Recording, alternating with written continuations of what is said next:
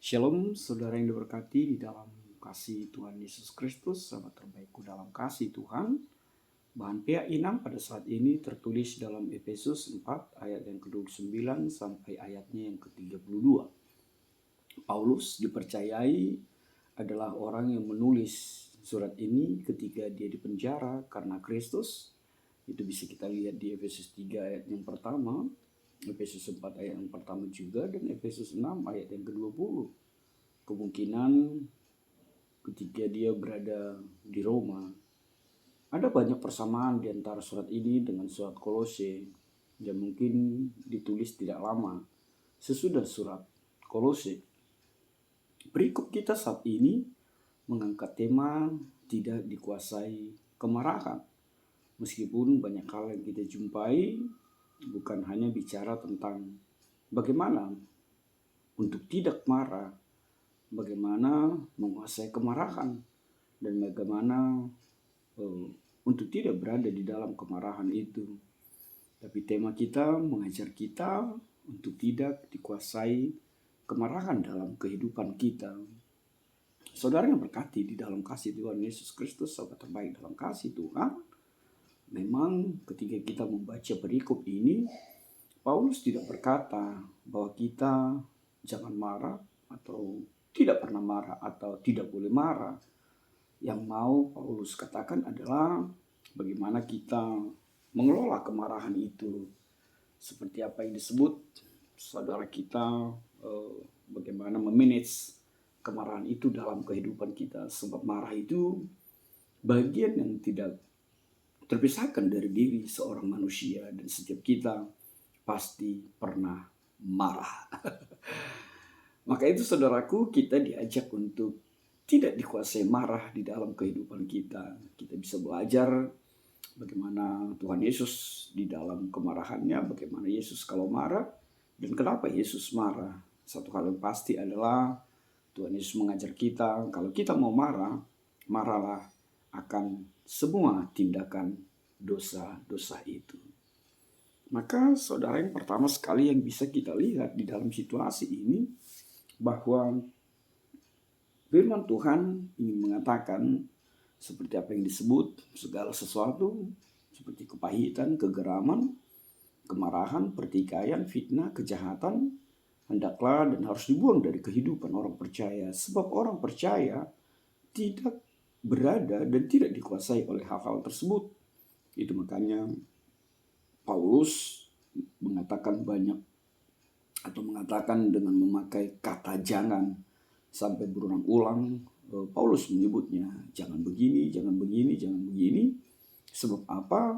Paulus mau sebagai orang percaya, sebagai orang pengikut Kristus, kita tidak berada di dalam situasi kepahitan, kegeraman, kemarahan, pertikaian, fitnah, kejahatan, apalagi dikuasai oleh hal itu dalam kehidupan kita. Sebab ketika itu menguasai setiap kita, terlebih Inang, maka dipastikan Roh Kudus akan terluka, dan Yesusmu sebagai pribadi yang kita puji, kita sembah dalam kehidupan kita akan kecewa, bahkan menangis. Maka itu saudaraku, hal yang kedua yang mau dinyatakan, tetaplah untuk selalu ramah, penuh kasih mesra, saling mengampuni sebagaimana Allahmu di dalam Yesus memberi dan lebih dahulu mengampuni setiap kita, bahkan sebesar apapun, separah apapun dosa-dosa kesalahan kita di tengah-tengah kehidupan kita. Sebab itulah hidup orang benar dan pribadi yang mengimani kasih Kristus bekerja di dalam dirinya. Maka saudaraku di dalam kasih Tuhan, bagaimana kita bisa mengungkapkan amarah dalam cara yang konstruktif, dengan cara yang membangun? Ada 8 hal yang saya catatkan di sini. Yang pertama, kita bisa mengungkapkan amarah kita dengan cara membangun itu. Yang pertama, datangilah orang itu secara pribadi.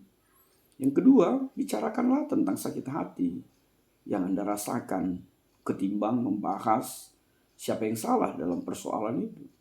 Yang ketiga, fokuslah pada persoalan dan tidak mengungkit-ungkit persoalan di masa lalu. Yang keempat, hindarilah memancing permintaan maaf. Ya, ungkapkan saja apa yang Anda rasakan. Itu jauh lebih baik. Yang kelima, Jagalah keseimbangan antara pernyataan-pernyataan negatif dan positif. Sebab ketika kita salah dan lebih mengungkapkan sesuatu yang negatif, itu bisa justru memperparah situasi. Yang keenam, jangan pernah mengancam. Ini apalagi buat orang kita ya, orang kita Batak ini. Batak dan botak. Enggak lah. Yang pasti jangan pernah mengancam. Bicaralah dengan tenang, bicaralah dengan lembut. Yang ketujuh, biarkan orang lain merespon tanpa diinterupsi. Yang kedelapan, tanyakanlah apa yang orang lain itu pikirkan untuk membuat hubungan itu bertambah baik, untuk membuat hubungan itu semakin kondusif. Lalu firman Tuhan telah mengajar kita bagaimana cara menghadapi amarah. Bersikaplah jujur, ungkapkan dan hadapilah dengan cara positif, khususnya sebagai pribadi yang berada di dalam tubuh Kristus Yesus.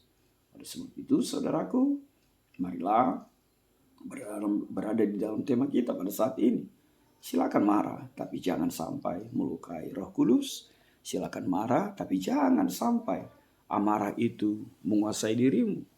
Akan dikatakan, padamlah amarahmu sebelum matahari terbenam. Tuhan memberkatimu. Amin.